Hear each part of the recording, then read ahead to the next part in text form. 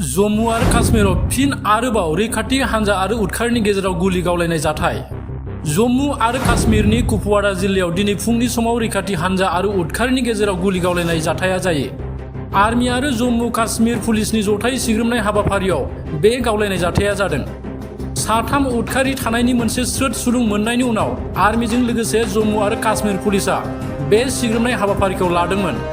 बे गुलि गावलायनाय जाथायाव सासे उदखारिखौ गुलि गावनानै जिउ फोजोबनो हादों रैखाथि हानजाया। नाथाय दुखुनांथावै जोनोमगिरि बिमा हादोरखौ उदखारिनिफ्राय रैखा खालामनो नाजानायाव दिनै आरोबाव सासे सेनानि मुंख्लं आरो सासेनि गोब्राब जोखोम जायो। जम्मु आरो काश्मीराव फिन आरोबाव रैखाथि हानजा आरो उदखारिनि गेजेराव गुलि गावलायनाय जाथाय। जम्मु आरो काश्मीरनि कुपवाड़ा जिल्लायाव दिनै फुंनि समाव रैखाथि हानजा आरो उदखारिनि गेजेराव गुलि गावलायनाय जाथाया जायो। आर्मी आरो जम्मु काश्मीर पुलिसनि जथाय सिग्रोमनाय हाबाफारियाव बे गावलायनाय जाथाया जादों। साथाम उदखारि थानायनि मोनसे स्रोद सुलुं मोननायनि उनाव आर्मीजों लोगोसे जम्मु आरो काश्मीर पुलिसा बे सिग्रोमनाय हाबाफारिखौ लादोंमोन। बे गुलि गावलायनाय जाथायाव सासे उदखारिखौ गुलि गावनानै जिउ फोजोबनो हादों रैखाथि हानजाया।